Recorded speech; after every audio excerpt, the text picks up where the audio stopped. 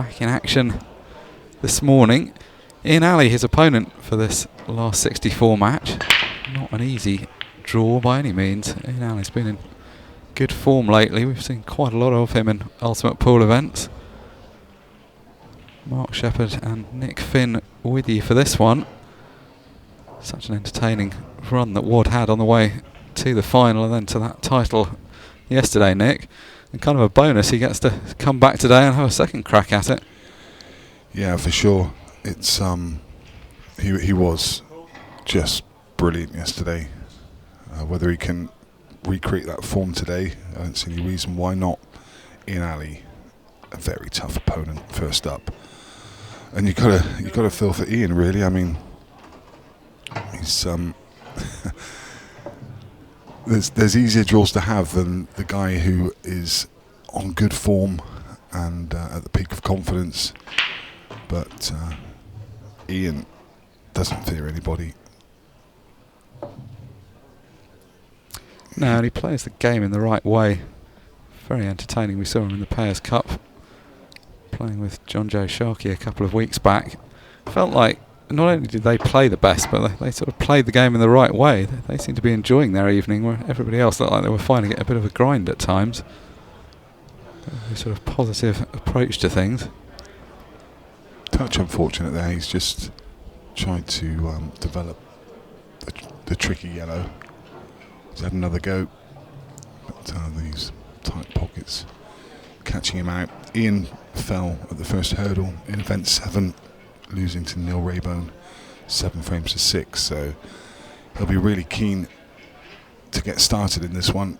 The last thing he wants is to turn up for the weekend and just play 2 matches.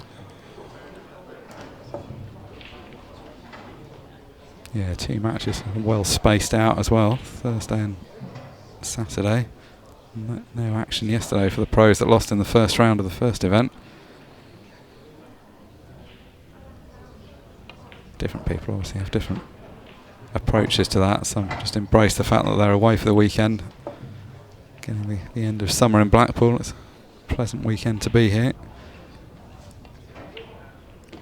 First and foremost though, obviously everyone here for the action on the table.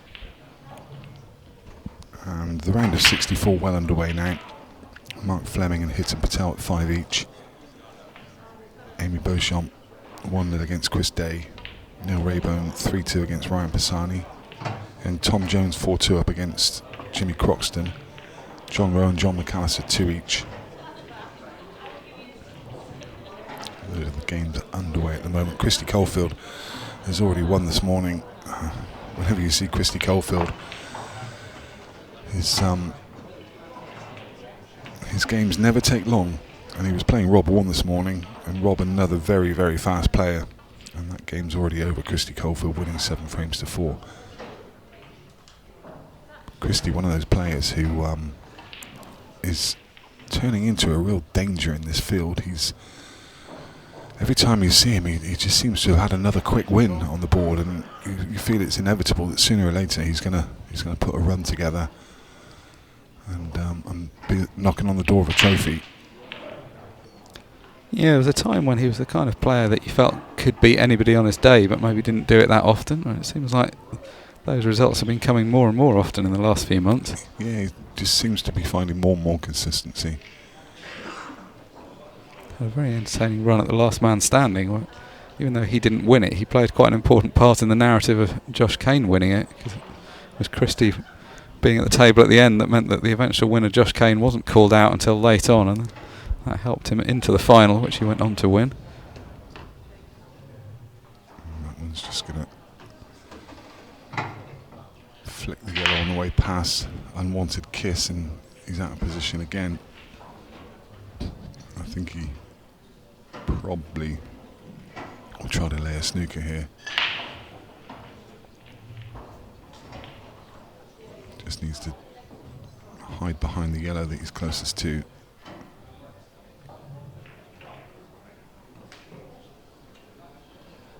And it's a 1 cushion escape, but that's pretty much all he had. A self-created problem that Craig's got himself into here, just slipped out of position. is quite hard coming back to the beginning of a tournament when you've just been at the business end of another one.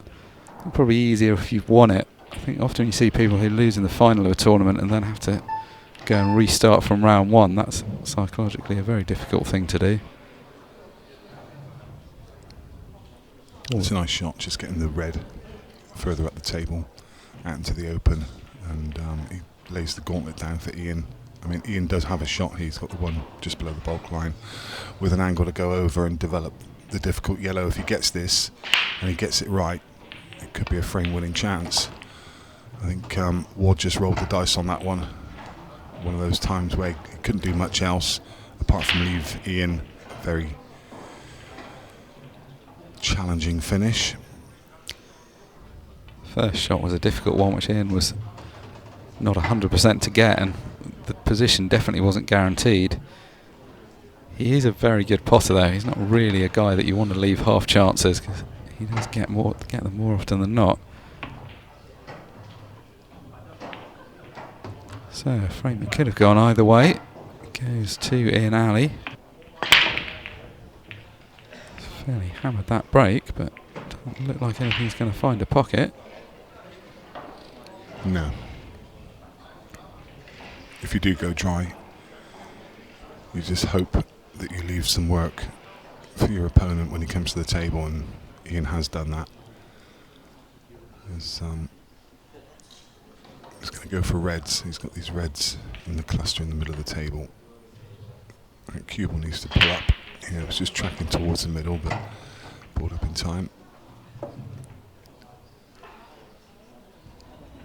Going for and getting tricky finishes was a hallmark of Craig's run to yesterday's final.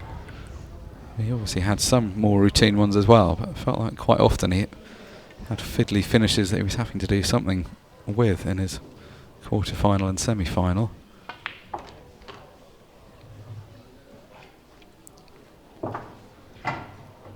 He's got the red to top left. It's the red that's just above the two yellows, which doesn't go anywhere. So he's going to move it now. He's going to cut this one back into the middle pocket and break it out. Now everything's in the open. The only real consideration now is the red just to the right of the 8 ball, which doesn't go bottom right, doesn't go bottom left, so he needs to land on it to one of the middles. So he does still need to play one decent positional shot. Slightly hamper Q in here as well, which is going to make that slightly awkward. In normal circumstances, you drop the red into the top right, leave an angle on the other red, but there is a yellow below that red, which is in the path of where you want to get to. So, as I say, still just a bit to do. All about the angle he leaves here on this next red. Looks okay. Now he can play side cushion and down. So he's looking to contact probably just below the middle pocket. It's gone too far. It's gone too far. Does he still have it to the middle? Very, very tight. He's been lucky if he has. Could have so easily been snookered in behind the yellow.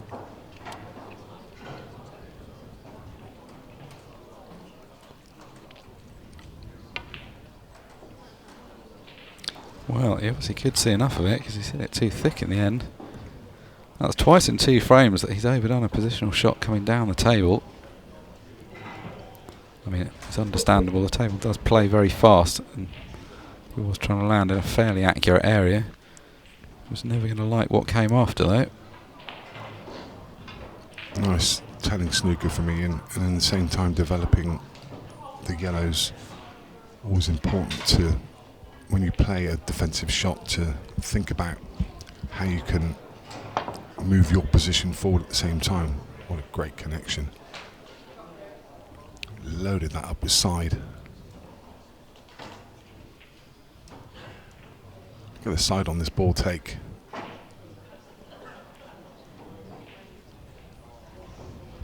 Yeah, got more side than intended, but came off another cushion and happy enough with the result. Easy enough snooker to play again. Not going to be probably as telling this time though, because that red is now a bit more accessible near the pocket. Although he's played pretty well, he's cut off the obvious path. Yeah, I think there is a one cushion escape off the bottom cushion, but it was important that Ian took out the side cushion to stop Craig from going one cushion and trying to flick the red in. And he draws a foul, and now with ball in hand he can put the cue ball in such a place now that he can develop the cluster. He'll go straight for the one in middle and come up and probably target the lower one of the three to go into the other two, try and break them all out. That's very well played. That's why ball in hand's so useful. You just got to make the perfect angle. Still had to play that though. There was quite a lot to that shot.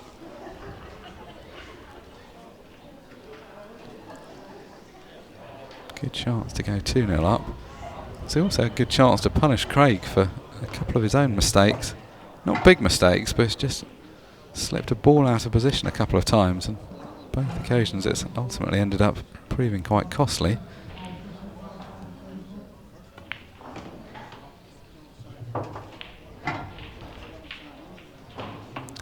For me, Ian Alley's one of those players that's been knocking on the door of some big tournament results for a long time. He's always there or thereabouts. Fearsome reputation in money games, as you mentioned. Yeah, I mean, he's literally fears nobody. He's got a great camp behind him, and they really are loyal supporters, and that also gives him so much confidence. And I think there's more money matches brewing for Ian Alley in the near future, some big ones coming up. It doesn't seem to fear anybody. And whilst that's a different setup from playing in tournaments, the ability to deal with pressure is definitely something you learn through those big money games. Yeah, absolutely.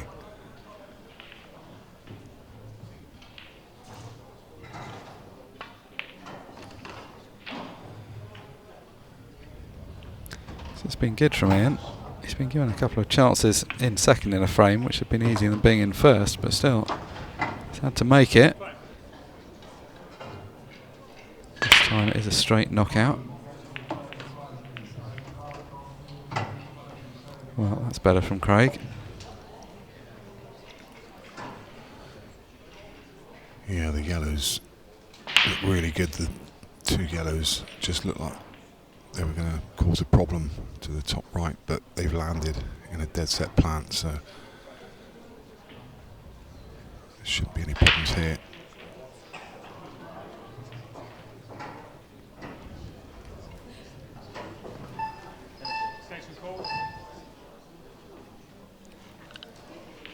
Wants to get going in this match. This is obviously not the start he wanted.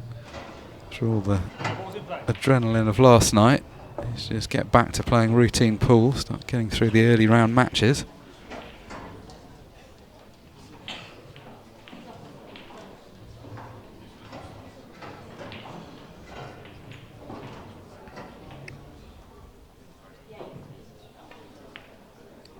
Oh, just went to far knuckle. Weight of the ball. Finds the pocket, and yeah, he's in good shape. I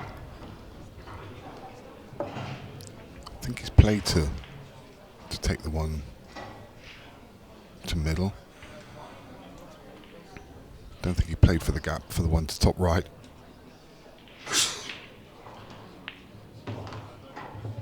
That was an important ball to get off the table.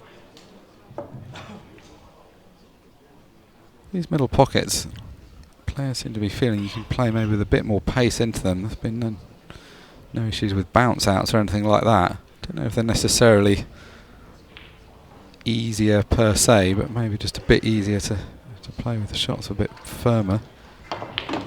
Yeah, they are. They're slightly more forgiving. They're cut just slightly differently to the way the Supreme was here. And we haven't seen anything close to a bounce out, so the players are, confident in being able to fire a ball into there where you may have been hesitant previously.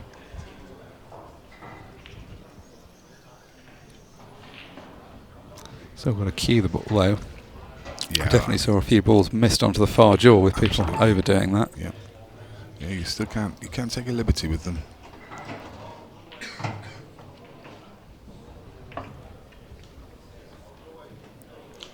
Craig's had to play a couple of delicate ones into the middle in this clearance. Negotiated them both well though.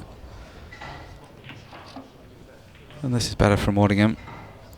Nice steady clearance this. Exactly what he needed.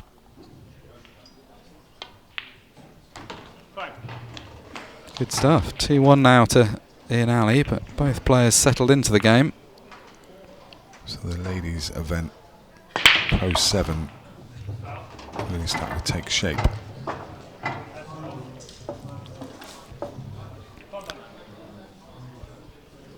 Odds slightly receding now of a repeat of the Tom Cousins-Mark Fleming first round match from yesterday, although Mark's only the single frame behind, so could yet get back into that. Had the prospect, of course, when we started out this morning of a Fleming encounter, but Tom Cousins put paid to that in the first match on this main arena table. The quarterfinals are also set for the Challenger Tier 1. It's Wayne Gardner against Ian Davenport, Stuart McCulloch against Rob Charman, Leo Ostrowska versus Alex Cameron, and Charlie Earnshaw versus Rob Dagnall. Charlie Earnshaw, the young man, I think he's only, I can't tell you exactly how old he is, but I know he's still very young. He's only 15 or 16 years old, I think. He beat the Irishman and former winner Rob McCulloch in the previous round, and in the last 32 beat the Ultimate Pool main man Lee Kendall. Young Charlie having a great weekend. Yeah, those are some really big names he's beaten. Rob McCulloch's very close to the top of the rankings. I think he's sitting in second at the moment. A couple of times I've briefly watched his games this weekend. Up until then, he looked to have been playing really well.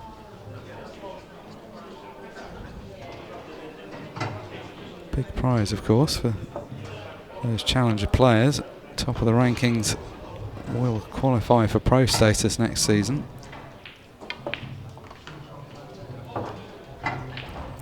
Meanwhile, one of the long-established pros, Craig Waddingham, seems to have found his groove now. Much quicker frame this one. And with that clearance, gets it back to 2 apiece.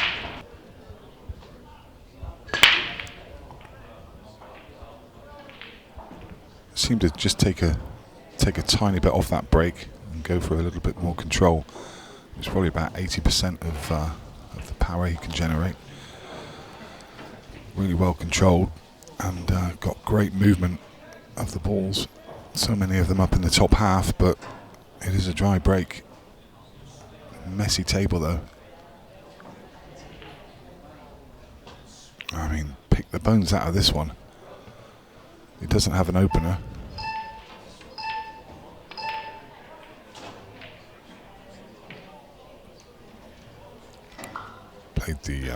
Played the loss of turn. The fact that it didn't go in doesn't really matter. Still left it safe. This one could take a while because it's hard to see the player wanting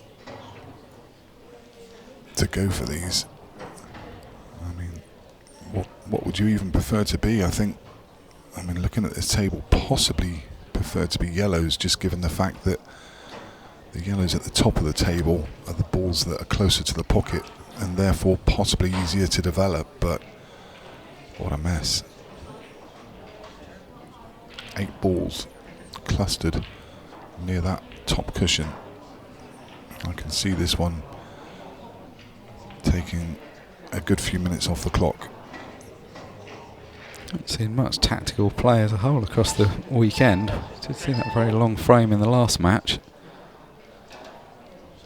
This one, as you say, very messy layout. No real incentive to being the person in first. You're almost happy for your opponent to do something. Ward decides that it is time to take a colour though. At least once the colours are decided, the players have each got an objective. It's still an open table. Their objective is really just to keep things messy, and that's really not progressing the game very much. Yeah, just electing to move another red out. And that's what this game now becomes. It becomes just essentially a game of chess, where you can't go for the kill yet, you can't go for the checkmate, but you're just going to maneuver your chess pieces into better positions to try and get that to that point where you can pull the trigger. Always intriguing, these situations, but I think it's a good lesson to any of the club players.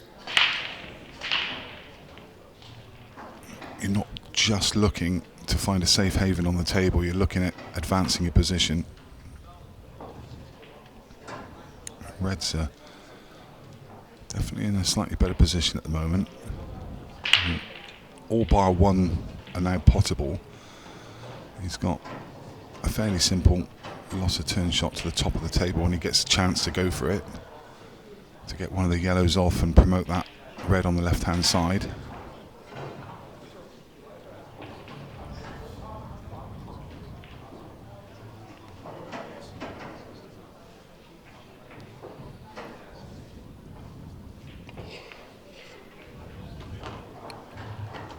Loss of turn. Never a bad shot when you take some of your opponent's balls off the table. It's your analogy with a game of chess. More pieces on the board is generally beneficial. Just wondering if Waddingham's left Ian a chance here. Ian not looked at it because he's playing the ball. Yeah, lost a turn shot. That's a clever shot. That really is a very clever shot. I was looking at the yellow that he's just played there, and maybe taking the one long that was near the 8 ball and then playing that yellow off the red and yellow at the top of the table and breaking everything out. But he spotted a loss of turn, and that really is good. Great vision to see that. Both players looking to promote their own balls, but also make as much of a mess as their opponents as possible. Ideally get a few more of them off the table. After Ian had played that shot, the yellows have definitely gone favourite, but Craig's come out with a decent response.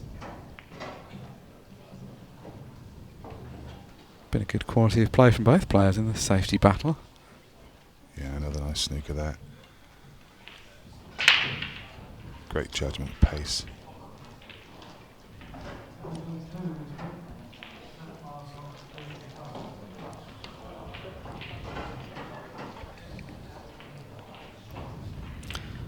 Wasn't a particularly problematic situation for Craig in that he was never going to leave that much, but we're not far away from the positions where the balls are opening up. Yeah, Ian's just going to run in behind the 8 ball here.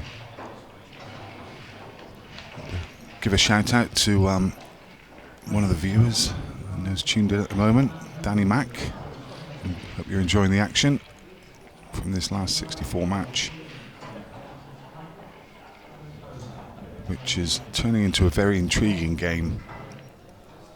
2 frames apiece and locked up in a tactical battle which has already taken about 6 or 7 minutes off the clock and no end in sight at the moment. Did we hit a cushion? No, we didn't. Referee instantly calls it and says foul. Gives Craig Waddingham ball in hand. Not sure what he can do with it though. And the key is whether these balls are a plant. If he can play a red into the yellows and to pot the red that's over the pocket, that could open things up. Yeah, well spotted. That's a great shout.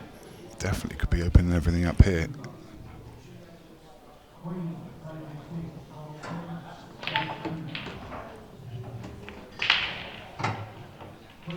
That works.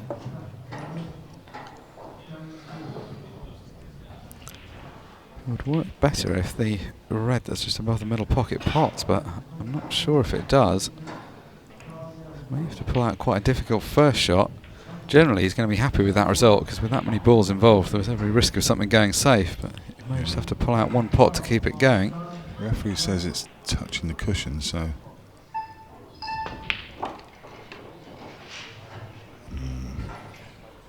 He's got the one to top right.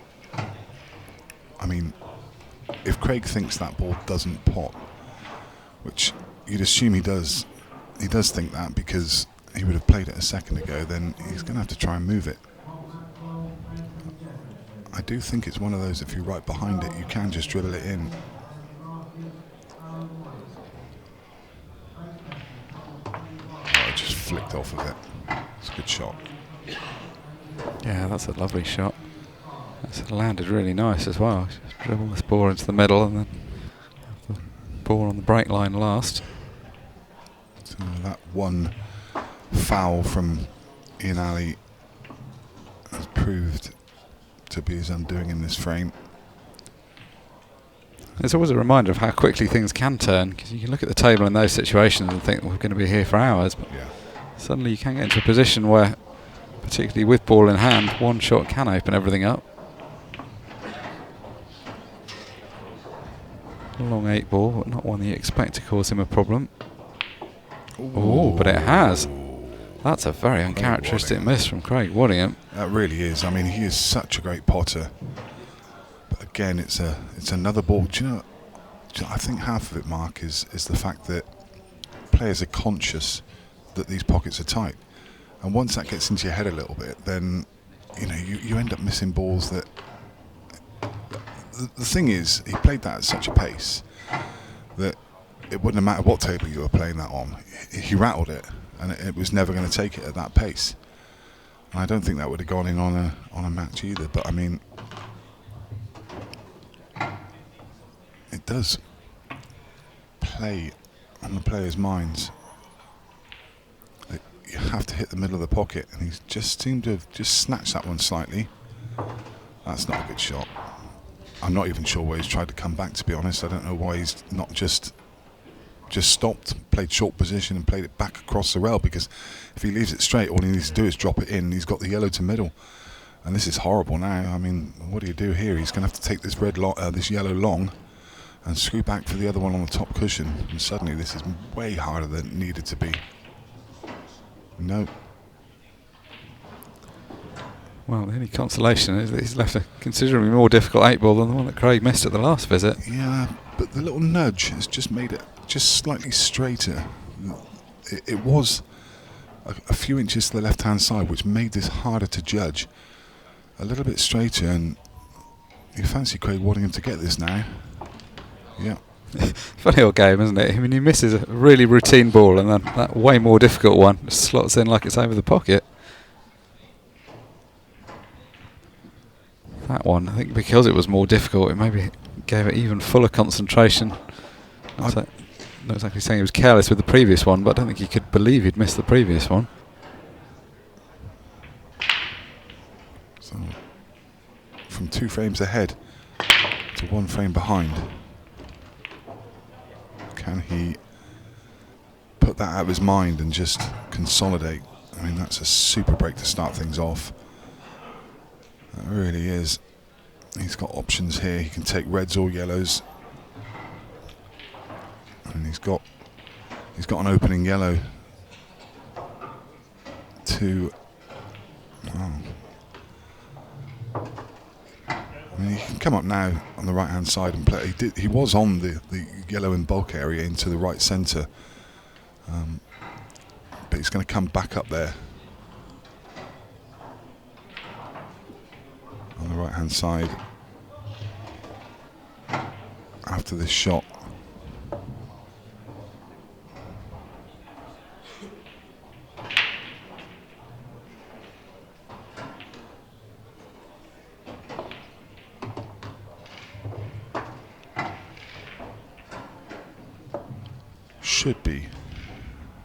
Should be getting them from here.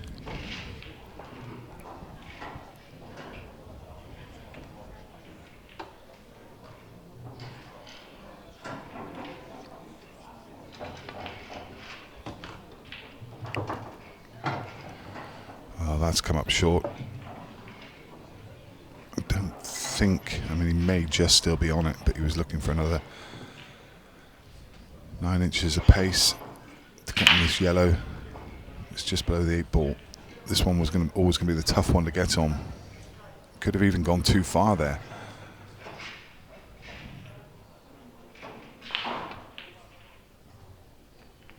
Gets the double and lands the position on the yellow.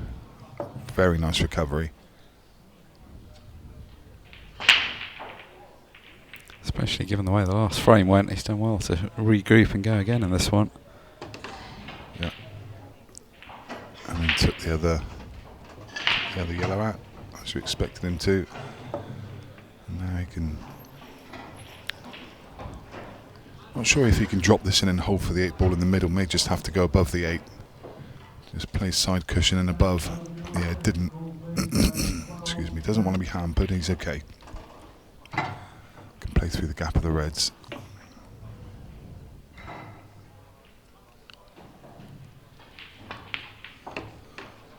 Three frames each. Still nothing between these two players. 19 minutes left on the clock. 19 and a half. Persevered with pretty much the same break the whole way through the event.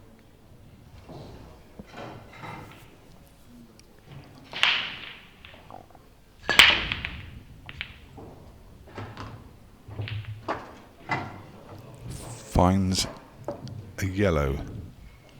And finds a pretty nice layout as well.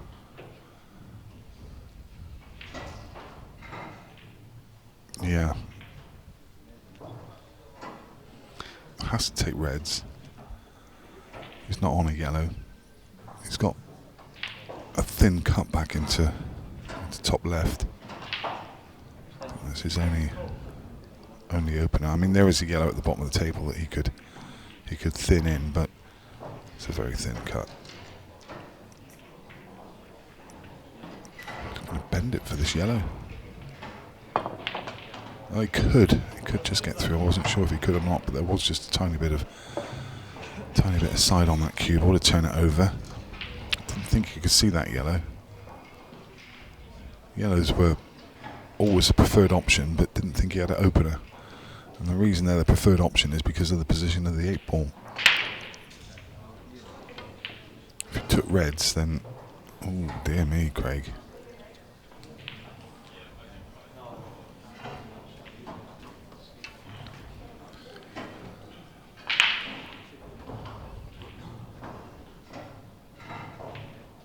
Just catching that top knuckle.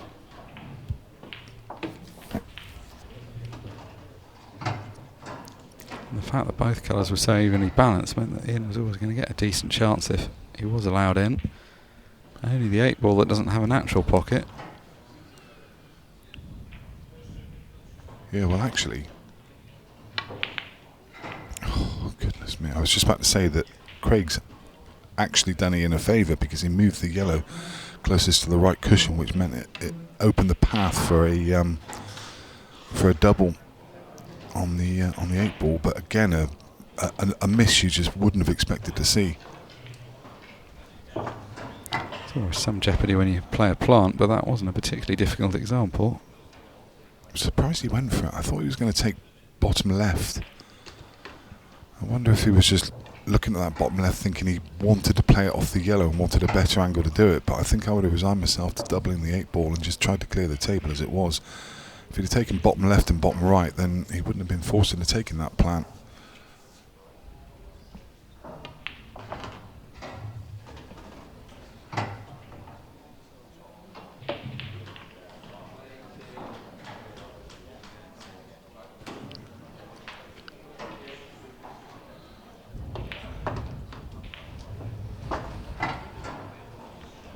Going to have to get some work on this cue ball. Loading it up with right hand side, watch it hit the bottom cushion and bounce back across. And it comes back up the same line. Could have even loaded more side on just to get a bit straighter, but didn't want to risk it.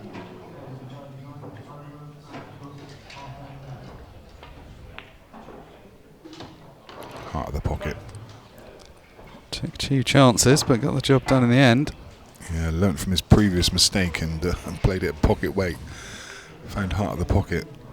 Little shake of the head because he knows that it took a couple of attempts. Breaking clear is the order of the day for him, but there is pressure on every break, and he's gone dry.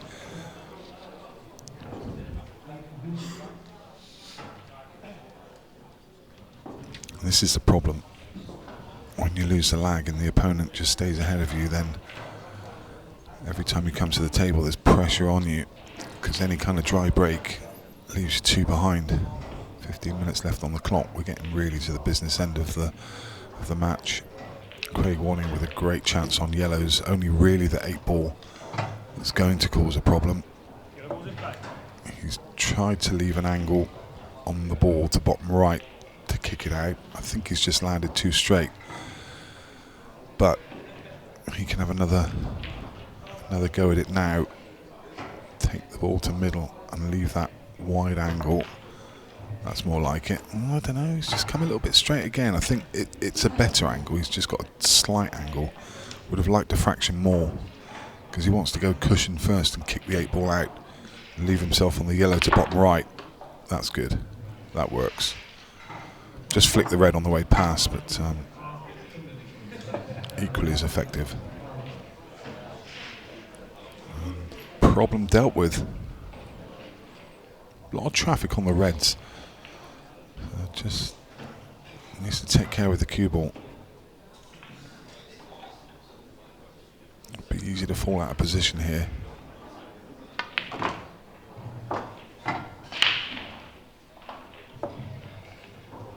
That's about pinpoint.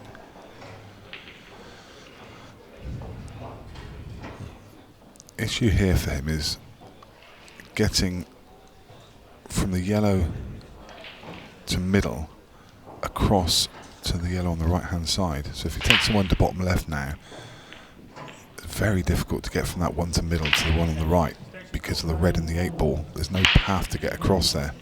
The red just above that yellow in the middle of the table is bang on the line that you want to be on. So he may be forced into taking this yellow long up the cushion. So I don't see how you get on it. He's not going to be able to get on it from here. He's not going to be able to get above that, so he may have to take it now. And that would be a test of cueing. If you get above it, it's a simple drop in into the middle, but how do you get above it? You don't, is the answer. As I suspected, forced into taking it into the top corner. Doesn't have to do too much with the cue ball. You can just run through, or just screw back a few inches. Yeah, run through it is. So just taking his medicine there, making sure of the ball, dropping it in dead weight, leaving a tougher 8-ball. And this really is not easy. It's a half ball cut from under the cushion.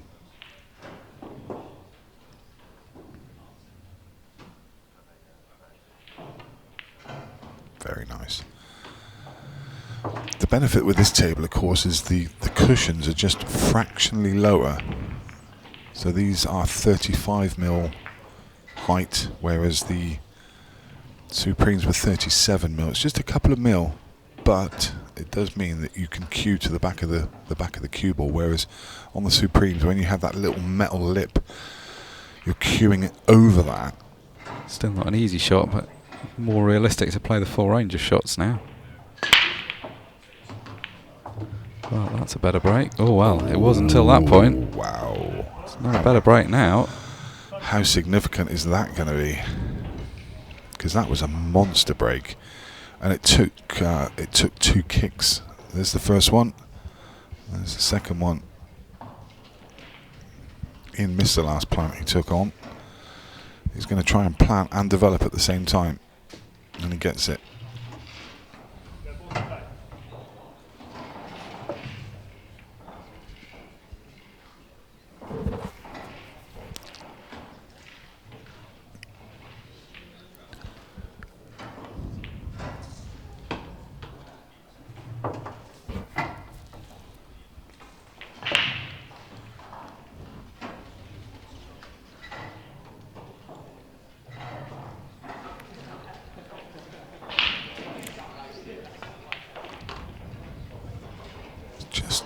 giving himself a little bit of work to do, so he should be fine. He can screw up for the one into the bulk area now. So one cushion and up.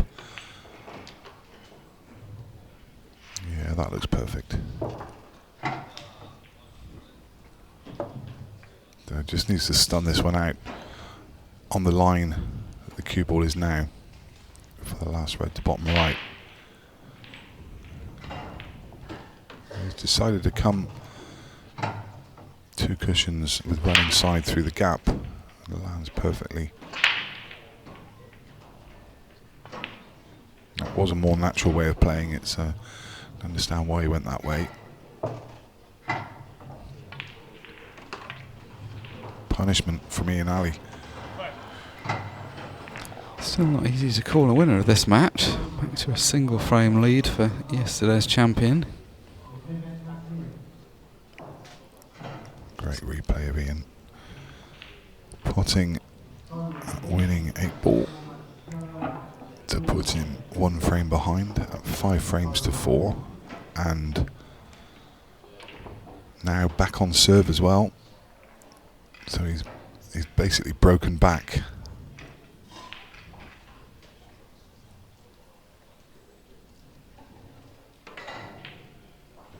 Craig had a couple of matches like this yesterday where he was always just ahead, but it's always hard work staying ahead. Seemed to have the magic formula. Will that continue today? It's not going to be in his own hands in this next frame, because Ian Ali has got the chance to break and clear to level things up. He's not having too much luck off his break so far. A couple of dry ones at bad moments. Incidentally, there is another tournament going on, which is aside from all the main Ultimate Pool tournaments, and there's a TikTok table over in the foyer where currently they're playing an event with the junior TikTokers. They play there all weekend. They've got a few different events that are going on, and it's really good fun. It's shown on the Ultimate Pool live page on TikTok. So do go over there, and I mean, there's commentary on it all weekend, and a lot of times the commercial director Scott Ryan is over there with Aidan and Lewis, and it's good fun. And I think today we're going to try and bring you one of the games. We're going to pick out one of the games from the draw, which they don't show in the arena. So whatever the juicy one is, we'll try and pick like one of the Jordan Shepherds or Cousins or something like that. So whoever isn't in the main arena, we'll try and pick you a good game, and we're going to do some commentary and stick it on the TikTok. Well, that'll be the first time we've done it. So do if you've got TikTok, sign up to the Ultimate Pool live page on there, and we should be having a bit of fun. Hopefully around about 3 o'clock this afternoon, and I think we're going to aim for it.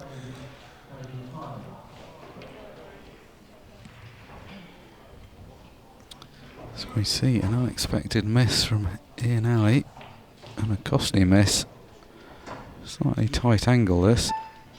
Just brushes the near jaw. Not by far, but enough to stay on the table. Had a great chance there to get back on level terms. Oh, has Wad overdone this? He's playing to try and leave access for the combination shot, but it's come too far.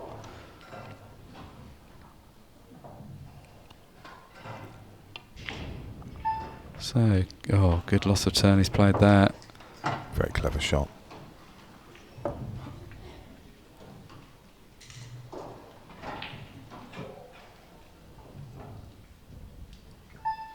And whilst it may have looked like it had worked out well for Ian, hanging the ball over the pocket once he missed it, it's not typically great to end up with the ball over the pocket for exactly the reasons that are played out. And now, all the balls forced open and ball in hand for Craig Waddingham. 8 minutes 10 on the match clock. Chance to open up a 2-frame lead. I can tell you that the next matchup on this table is going to be Chris Melling against Sean Sharkey. That should be another great game. Keep your eyes open for that one on the conclusion of this match.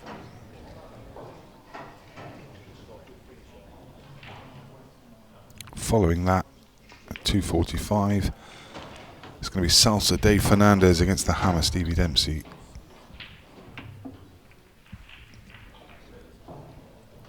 Ryan Lambeth currently 5-2 up against Carl Sutton. He was trailing 1-0, so he's putting together a good run there against a very dangerous Carl Sutton. And the other result to update you on, the game that we'd been keeping an eye on earlier on, Hidden Patel completed that comeback against Mark Fleming. He ended up winning 7-5, so there won't be a repeat of the Cousins Fleming's first round match. Job not done though, 7 minutes still on the match clock.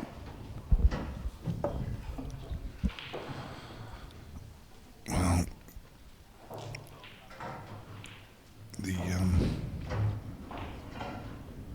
the Reds looked good until the last one moving came to rest behind the 8 ball, so that's going to be the deciding factor to go for yellows, and that's not what he wanted at all. He's tied up another one of the yellows. I'm surprised he played it that way. Thought he would have taken the plant, which would have left the yellow in the position it was, and now he's just pushed a red on for Ian. He can get this red in behind the 8 ball.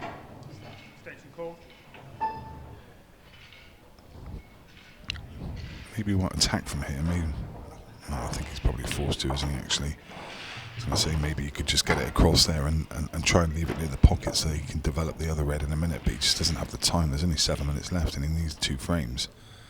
So he can't hang about, he has to go on the attack. He needed a fuller contact on the red to open it up. Still tied up. Lots of work to do here. I wonder, is he going to look to play the red up the cushion off the 8 ball? I think so. Red off the 8, push the 8 into the yellow and the red. You feel he can't fail to develop a red. I'd be playing it now though.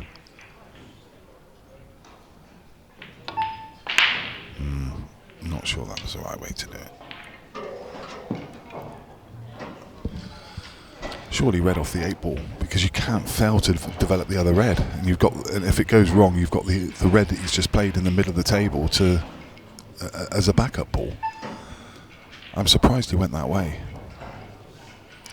It ended up being sort of good news, bad news for him. That red fortuitously ended up over the bottom right pocket, which was helpful, but obviously always going to get snookered in response.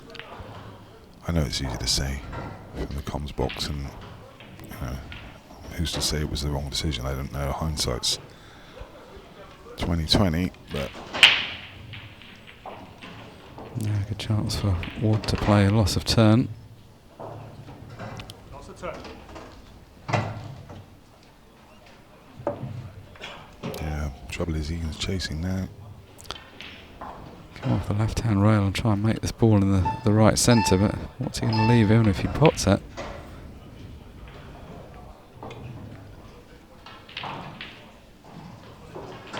Not the worst leave in the circumstances, but you're going to get chased around the table when you've only got 2 balls like this. Yeah, Ward's just going to stand in behind the yellow that's closest to the cue ball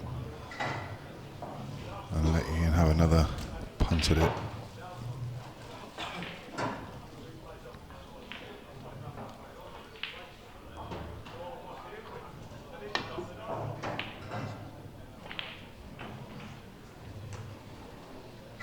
Now,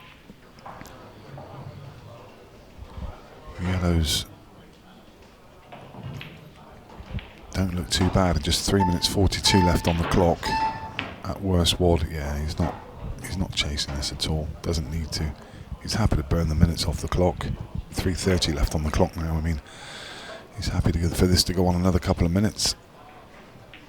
Time slipping away from Ian Ali. He needs to make something happen.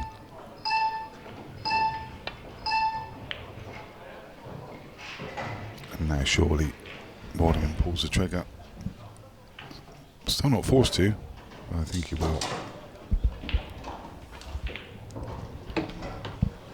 And even if he can just stay at the table for a while and pot a few balls, time is definitely starting to become a factor for Ian.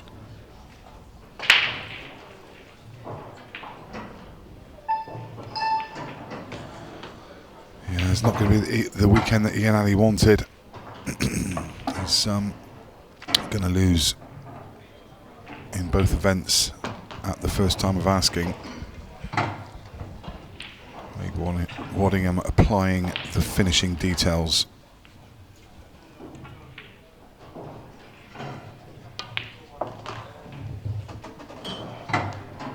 He's played some decent stuff here, Wad, but wasn't a guaranteed win. Ian Ali's had a few chances. Been moments when it looked like he could get it back onto level terms. Yeah, there were times in the middle of this match that it could have gone either way. It stayed tight all the way through, just until a couple of small errors near the end. And Ian has just come unstuck at the wrong time. And Craig Waddingham, who will take the win. Good performance out from Waddingham. Keeps the dream alive of the double. For Ian Ali, tough day at the office. 2 first-round losses. That's his Pro Series over with until our next visit to Blackpool. For Craig Waddingham, he'll be back in action in the last 32.